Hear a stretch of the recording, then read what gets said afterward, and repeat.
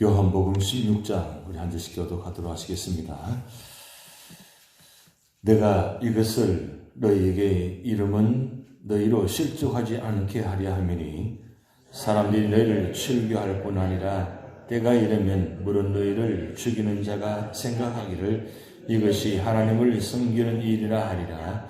그들이 이런 일을 할 것은 아버지와 나를 알지 못함이라.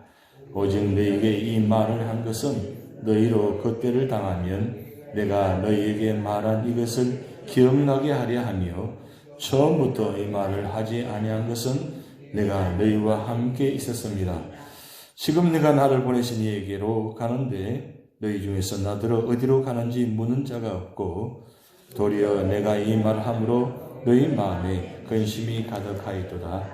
그러나 내가 너희에게 실상을 말하노니 내가 떠나가는 것이 너희에게 유익이라.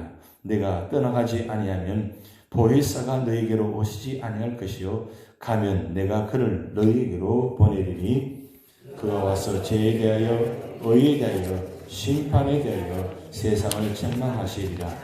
죄에 대하여 하면 그들이 나를 믿지 아니하며 의에 대하여 하면 내가 아버지께로 가니 너희가 다시 나를 보지 못하며 심판에 대하여라 하면 이 세상 임금이 심판을 받았습니다. 내가 아직도 너희에게 이를 것이 많으나 지금은 너희가 감당하지 못하리라. 그러나 진리의 성령이 오시면 그가 너희를 모든 진리 가운데로 인도하시니 그가 스스로 말하지 않고 오직 들은 것을 말하며 장래 일을 너희에게 알리시리라. 그가 내 영광을 나타내니 내 것을 가지고 너희에게 알리게 쓰겠습니다. 물을 아버지께 있는 것은 다 내 것이라. 그러므로 내가 말하기를 그가 내 것을 가지고 너에게 알리시리라 하였노라.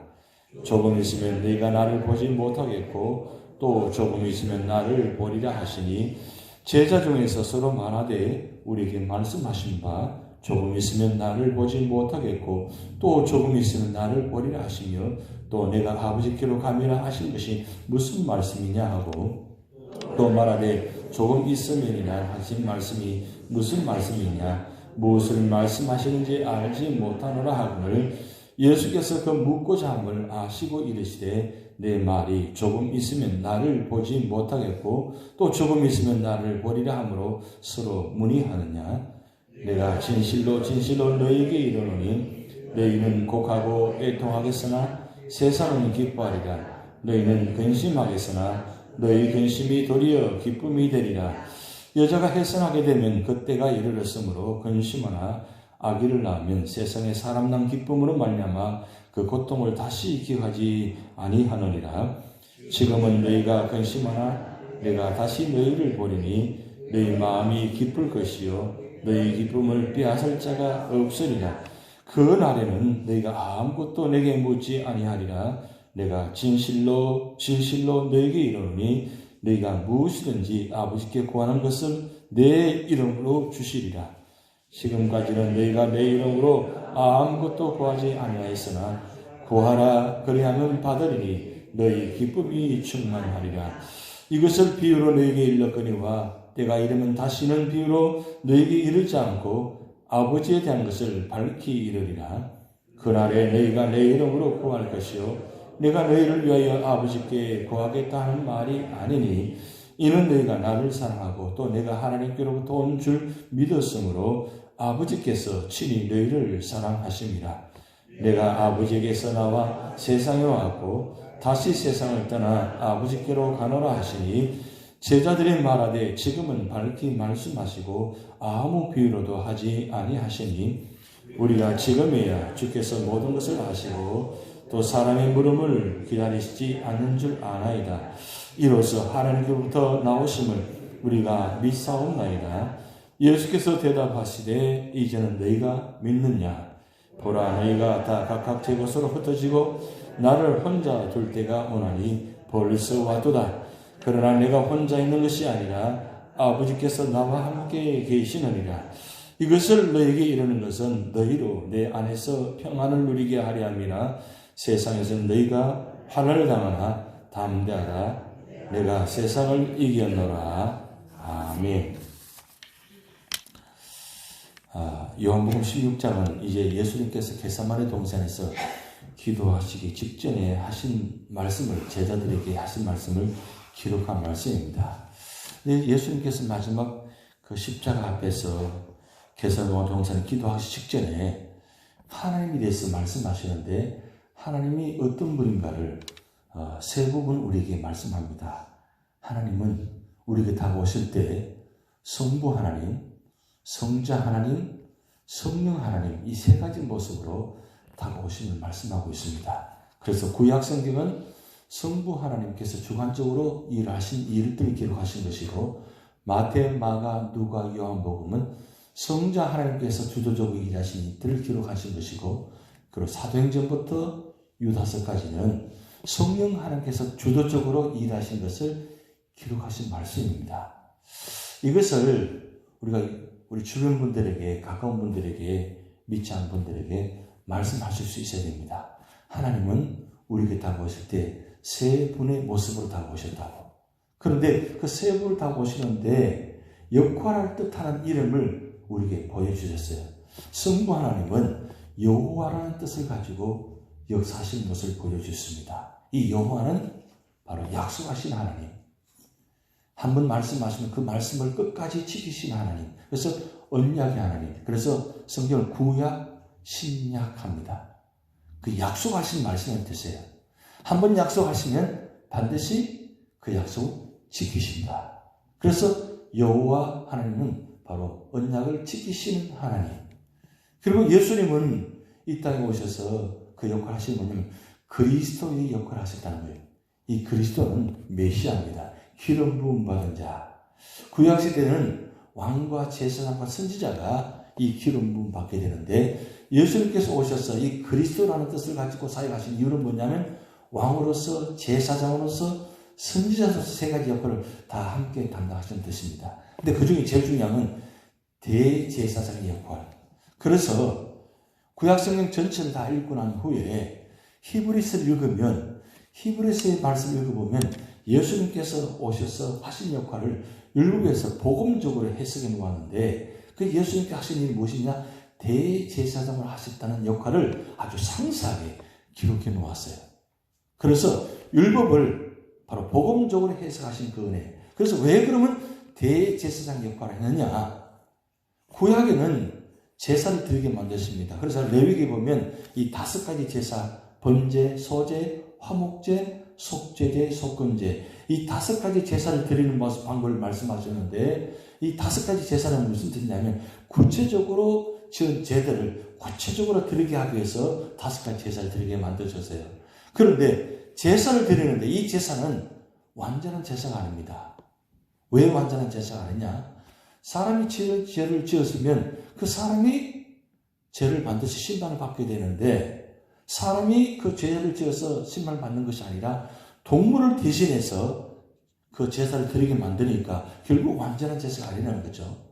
그런데 예수님께서 오셔서 하신 역할은 동물을 대신해서 제사를 드리는 것이 아니라 당신 자신이 친히 속죄 제물이 되셔서 십자가의 죽으심으로 구약의 모든 제사를 완성하셨어요.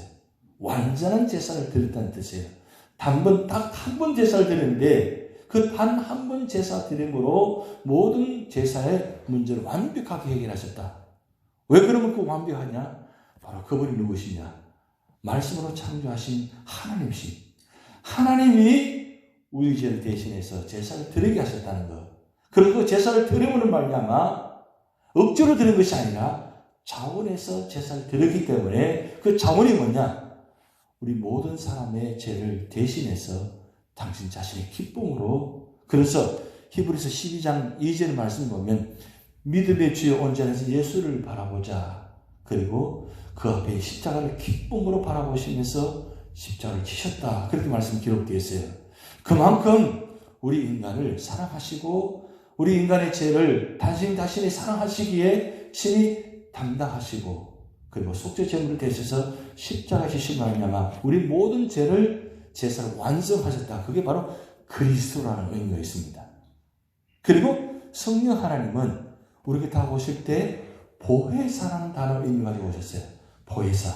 이 보혜사는 파라클레토스라는 의미가 있는데 그 뜻은 변호자, 위로자, 중재자라는 뜻이 있어요. 그래서 이 보혜사는 무슨 역할을 하느냐? 오늘 보면 말씀 나타나 있잖아요. 세 가지 말씀하고 있습니다. 보혜사 성령께서는 무슨 일을 하느냐?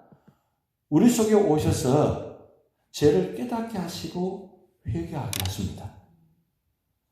우리는 죄인으로 생각하지 못합니다. 우리가 옆에 가까운 분한테 당신 죄인이요 하면 그래 나 죄인이다 하는 분은 아무도 없을 거예요. 우리 화를 내실 거예요. 왜 내가 죄인이냐고. 그런데 우리 인간은 태초에 처음 창조받은 그 아담 하와의 죄가 이 원죄로 말미암아 그 혈통을 해서 결국 우리 속에 이 죄로 말미암아 죽음이 오게 됩니다. 죄가 없으면 죽음이 없어요. 근데 죄로 말미암아 죽음이 오게 되고 이 죽음 말미암아 영원히 사망 가운데 살아가는 우리들을 하나님께서 우리를 그렇게 죽게 만드시지 아니하시고 우리를 구원하시기 위해서 영생이라는 생명의 선물을 주시기 위해서 예수님께 오셔서 십자가에 죽으심으로 영원한 생명의 선물을 주셨거든요. 그런데 문제는 내가 죄를 회개하지 않으면 깨닫지 않으면 내가 인정하지 않으면 내가 구원받을 수 없다는 사실이에요. 근데 그 일을 누가 하게 하시느냐? 바로 보혜사 성령께서 우리 죄를 깨닫게 하시고 회개하게 하십니다. 그래서 오늘 우리는 날마다 나와서 하나님 나는 죄인입니다. 그래서 우리 기도할 때마다 죄로 말미암아 죽었던 우리를 살려주셔서 감사합니다. 사실은 성부 하나님께서 성자 하나님께서 하신 모든 일들을 성령으로 하지 않으면 우리는 깨달을 수가 없는 거죠.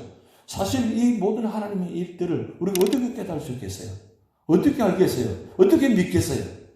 그런데 과학적으로 지식을 따져보지도 않고 그냥 아멘 하시는 거예요. 그 아멘이 되어지나요? 아직도 교회를 다니시면서 그렇게 많은 예배를 드리시면서 아직도 아멘 못한 분들이 계세요. 왜? 믿어지지 않으니까. 나는 믿고 싶은데 믿어지지가 않아요. 그럼 어떻게 하셔야 돼요?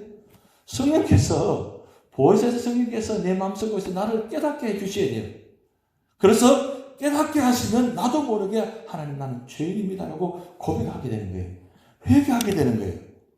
그 다음 단계가 뭐냐면 그 죄를 깨닫고 회개하게 되면 우리를 하나님 말씀으로 인도합니다. 진리를 깨닫게 합니다. 진리가 뭐냐면 하나님 말씀 예수 그리스도입니다.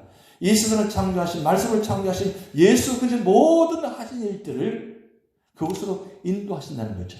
근데 내가 예수 믿기 전에는 이 말씀을 믿지 못했는데 예수 믿고 구원받고 난 후에 하나님 말씀 보면 처음엔 이해가 되지 않는데 점점 말씀을 통해서 깨닫게 하시고 그 말씀을 믿어지게 하시고 그렇지 이 모든 하신 일들은 하나님이 하신 일이야. 그렇게 깨달아지고 말씀으로 인도하는 거예요. 오늘 우리가 말씀 볼 때마다 이 말씀을 이해가 되어지죠. 물론 뭐 다 되어지는 아니지만 참으로 참 놀라운 일들이 많잖아요. 그런데 그 놀라운 일들 누가 하시느냐? 바로 하나님이 하셨다는 거예요. 하나님은 어떤 분이세요? 바로 모든 것을 하시고 모든 것을 계시고 모든 것을 할 수 있는 분이에요. 이게 성부 하나님도 성자 하나님도 성령 하나님도 다 똑같이 모든 것을 계시고 모든 것을 알 수 있는 그분입니다. 그게 바로 전능하신 하나님이세요. 그래서 그분이 우리 속에 들어오셔서 성부 하나님이 하신 일을 성자 하나님이 하신 모든 말씀들을 그 말씀들을 인도하는 거예요. 믿어지게 하고 그리고 뿐만 아니라 우리에게 능력을 주셔가지고 성경에 나타나는 인물들은 그렇게 하는 것이 아니라 우리도 똑같이 동일하게 성경에 나타나는 모든 기적들의 역사가 오늘도 우리 가운데 우리를 통해서 역사하시고 계시는 거예요. 특별히 하나님은 바로 이 교회를 세우셔서 이 교회를 통해서 이 모든 일들을 감당해 하시는 거예요. 그래서 마지막 세 번째는 무슨 얘기냐면 오늘 마지막 말씀 33절 말씀 우리 같이 읽어보시겠습니다. 33절 이것을 너희에게 이르는 것은 너희로 내 안에 평안을 누리게 하려 함이라 세상에서 너희가 환난을 당하나 담대하라 내가 세상을 이기었노라. 여기 말씀은 예수님만 세상을 이길 수 있는 것이 아니라 무슨 뜻이에요? 우리도 예수님 믿으면 성령께서 우리 속에 계셔서 세상 가운데 이기게 하신다는 거예요. 이 세상을 이겼다는 말은 이 세상과는 죄의 모든 것을 이기게 하신다는 뜻입니다. 모든 문제를 이기게 하셨다는 거예요. 환난이나 근심이나 역경이나 고난이나 모든 죄의 문제를 이기게 하신다는 거예요. 누가? 바로 성령 하나님께서, 보혜사 성령 하나님께서 우리 속에서 우리를 인도하신다는 거예요. 오늘 신학적인 교리 가장 중요한 부분을 제가 오늘 요한복음 16장 말씀드렸습니다. 중요한 건 14장, 15장, 16장 이 세 장은 바로 성령장입니다. 왜 예수님께서 가시면서 성령을 보내시느냐? 바로 성령을 통해서 이 세상 가운데 우리를 승리하게 하시고, 그리고 주님 오시는 그날까지 우리 삶에 인도하셔서 보호하셔서 마지막 주님 다시 오실 때 우리를 천국으로 인도하게 하신 역할, 그게 바로 성령께서 하신 역할이에요. 그래서 우리 날마다 기도할 때마다 성령이여 오늘 또 우리 교회에, 우리 가정에, 우리 삶의 자리에 나에게 오셔서 하나님 성령으로 이기게 하여 주셔서, 승리하게 하여 주셔서, 그래서 마지막 주님 오시는 그날까지 믿음으로 끝까지 견디는 그런 믿음의 승리가 되게 하여 주셔서, 그렇게 기도하실 때에 성령께서 우리 삶을 인도하시고 축복하여 주신 믿습니다. 다 같이 기도를 하시겠습니다. 하늘에 계신 우리 아버지여, 이름이 거룩히 여김을 받으시오며 나라의 임하옵시며 뜻이 하늘에서 이룬 것 같이 땅에서도 이루어지이다. 오늘날 우리에게 일용할 양식을 주옵시고 우리가 우리에게 죄진 자를 사하여 준 것 같이 우리 죄를 사하여 주옵시고 우리를 시험에 들게 하지 마옵시고 다만 악에서 구하옵소서. 등의 나라와 권세와 영광이 아버지께 영원히 있사옵나이다. 아멘.